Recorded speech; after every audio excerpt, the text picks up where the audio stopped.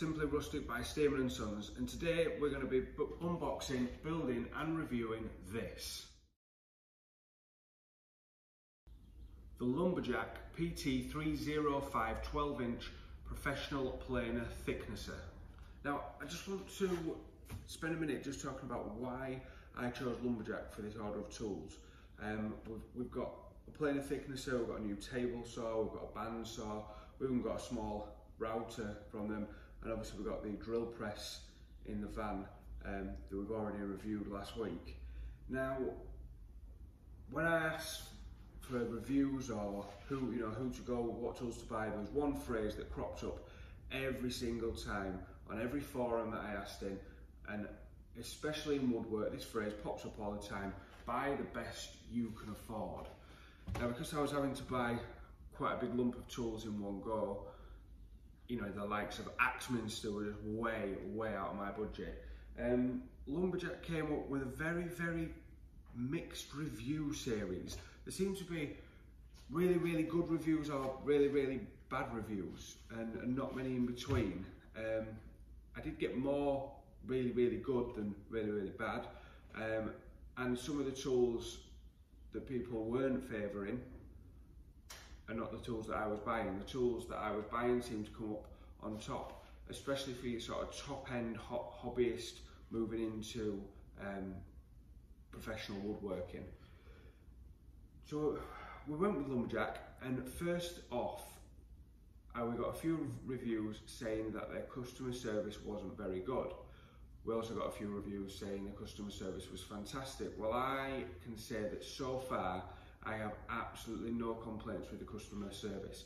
We had a very small problem down to the courier with the delivery date. The customer service at that point was so good that Dave from Lumberjack actually gave me his personal mobile number and said, any issues, ring me, I'll deal with it direct. You just don't get much better than that.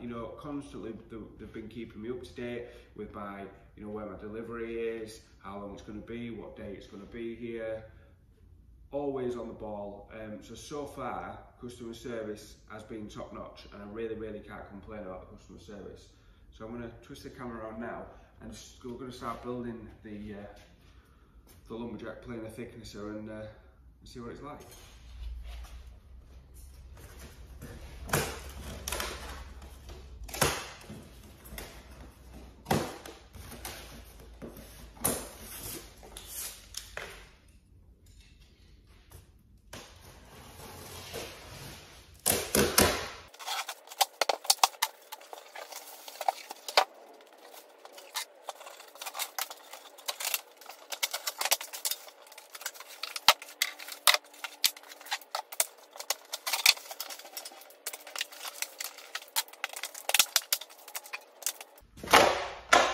I would advise two people, it's fairly heavy.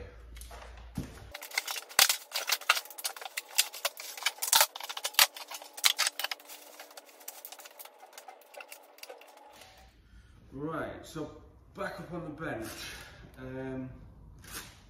Looks fairly easy to build, decent instructions. I've never ever owned a planer thicknesser before, so I was a bit daunted by this one, but the instructions look really easy.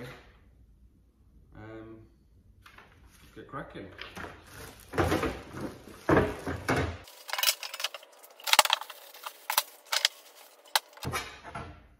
I noticed when putting my last video together of the cleaning out of the workshop, the echo in here is horrendous. Hopefully, as we fill it all out with tools, and more wood and everything in the wood storage racks, it's going to dampen that down a bit. Otherwise we're going to have to look into some sort of sound deadening, which in a 1,000 square foot unit I think is going to be really expensive. So I hope it's not too bad for you all and it hasn't ruined the sound quality. Otherwise I might have to just start hiding out in my little van just to do my YouTube videos.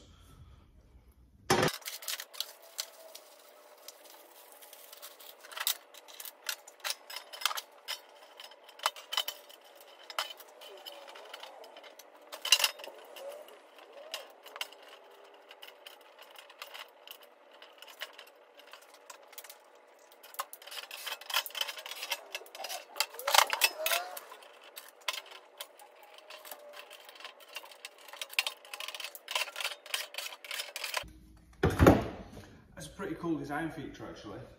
If you wanted to bench mount this and not use this, then they basically send you a little dog kennel for your little dog. And my dog won't get his head in there, but that's not a bad design feature, is it? Free dog kennel, you heard it here first. Get a 12-inch planer thicknesser from Lumberjack and get a free dog kennel.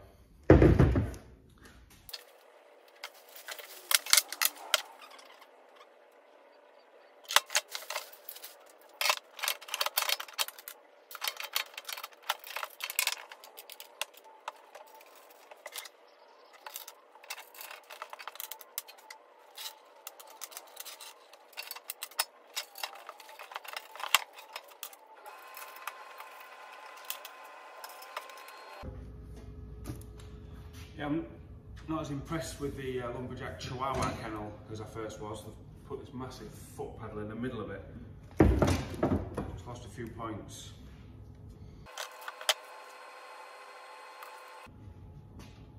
I thought I read it needed washers on this bottom bit, and it doesn't. I'm going to take them all back out then.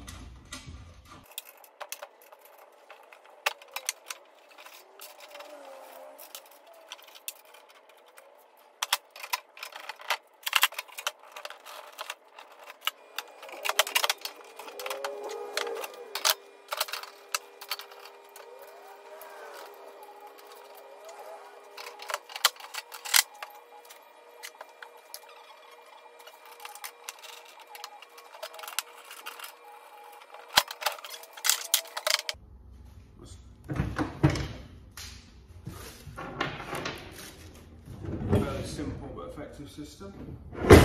Boom. That's the easy bit done. So, next, fit the planer's thicknesser on the box with the help of another person. Fix the machine on the box using screws and washers. Mount the machine to the floor using 4 screws. Yeah. Don't have another person.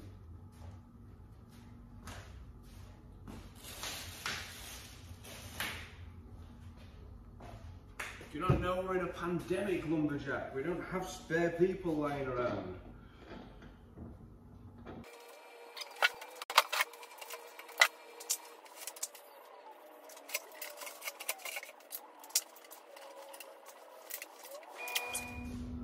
This is probably not the way to do this. I don't advise this. But I've got no other way of getting it on.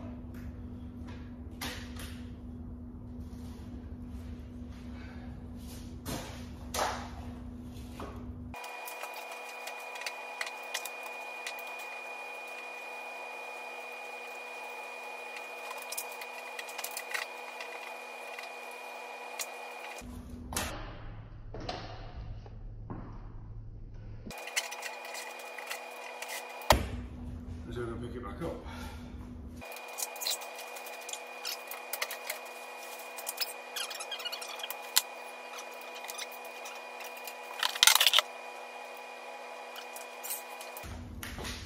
Obviously the planer fence is hiding in the thicknesser.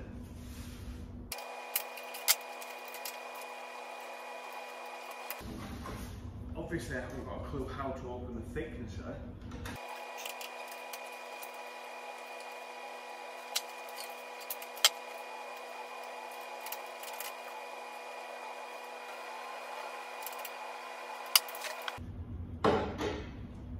Drop the thicknesser lid back down. It's quite a fiddly little pin with nothing really at the top to grab on, so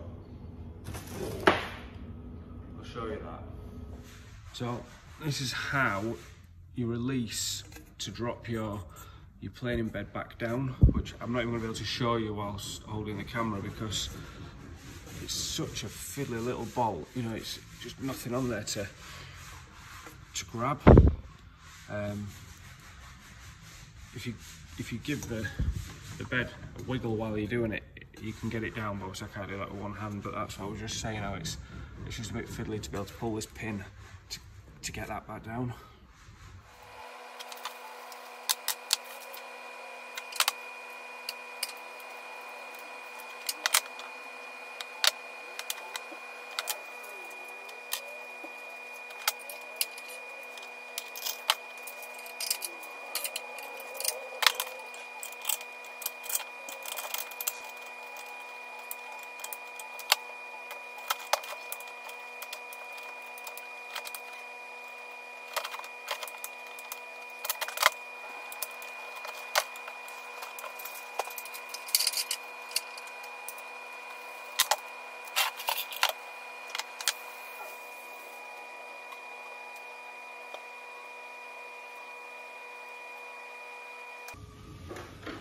just got a bit stuck and confused as to how this works. I think it's the first feature on the planer that I actually don't like. You have to move this between planing and thicknesses, the dust collection. But to get it into planing mode, you have to lower your thicknesser all the way down to the bottom, which means if you're doing repeat cuts and you want to keep it in the same place and then realise you need to do some planing, you're going to have to take it out, mount it back on top to use your thicknesser, and then go back underneath, but by that point you've moved your thicknesser bed. So I think they could have thought of a better feature than that, better way to design that. But basically it goes under here.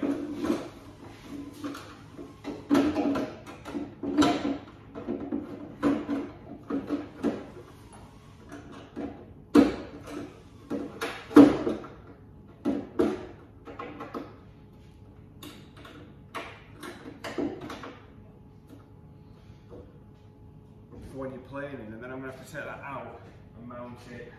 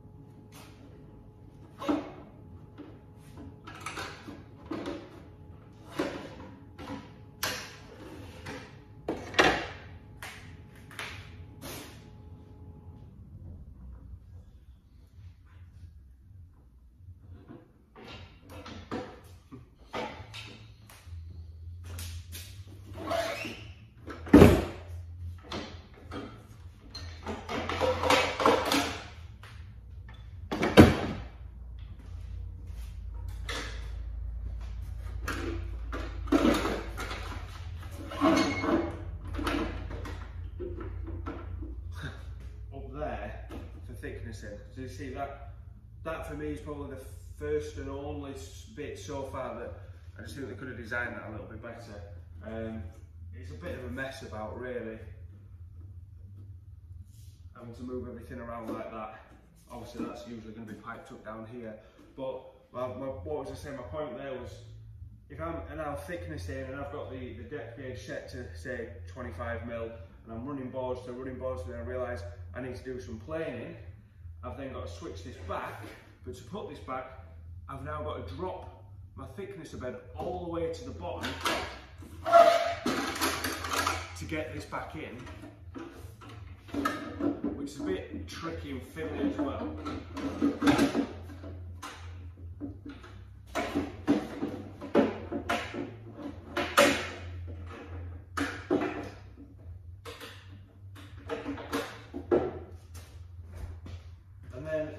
Drop that down, start planing, go back to my thicknesser, and I've lost my height.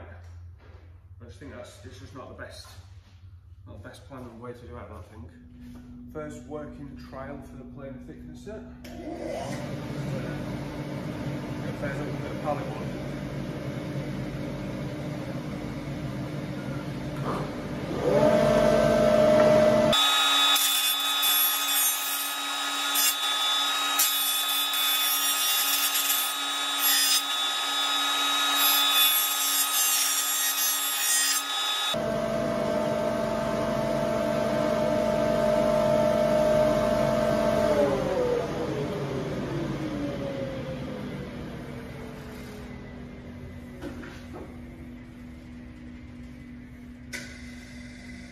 Before, after.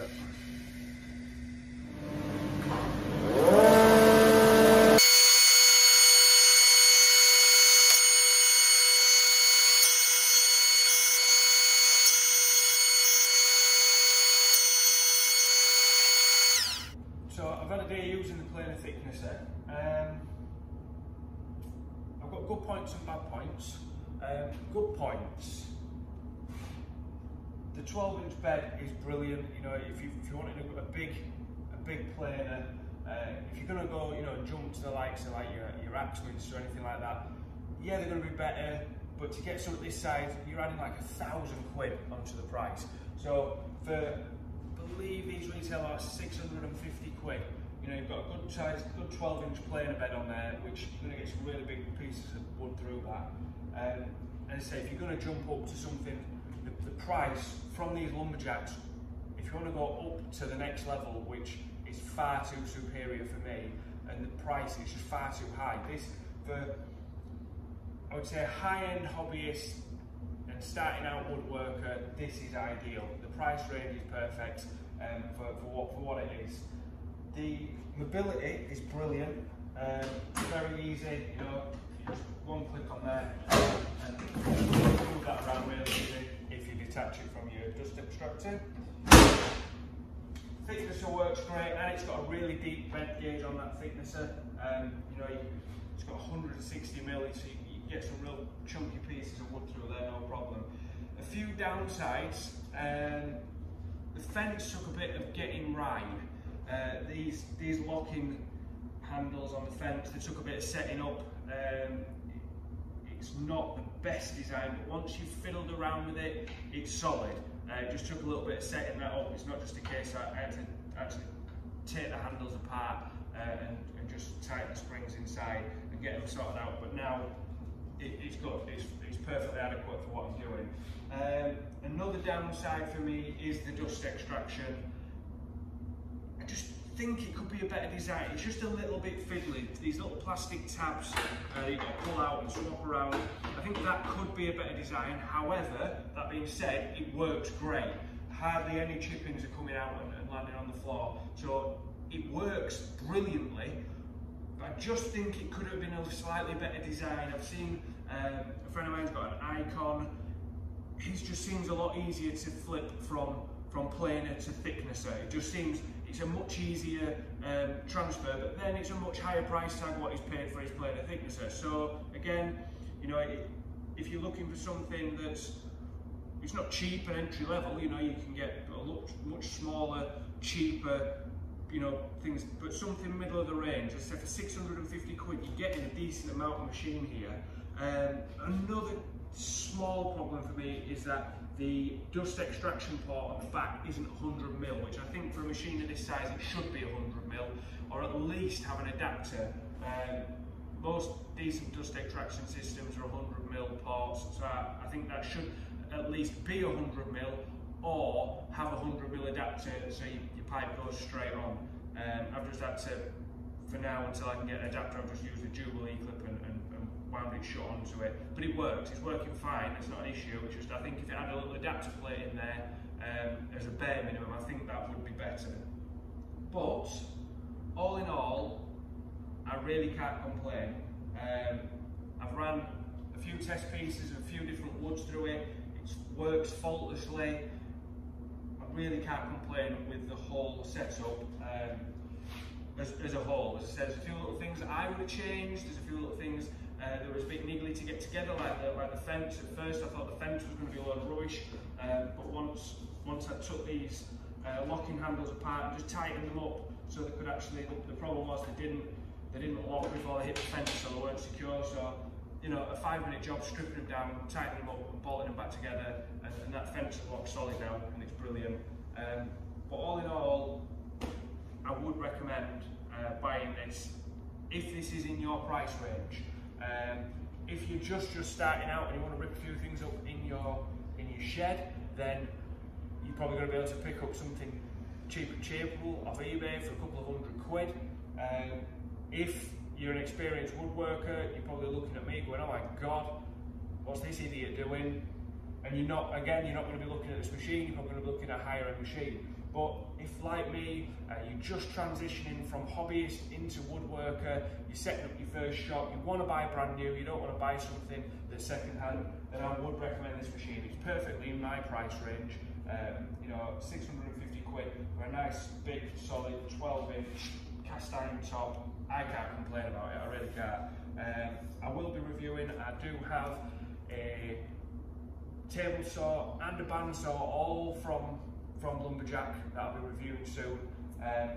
So keep an eye on the channel. If you want to see more Lumberjack reviews, please do hit that subscribe button. Make sure you subscribe, give this video a like and a share, and we'll be doing some more Lumberjack reviews very soon. Stay safe, everybody.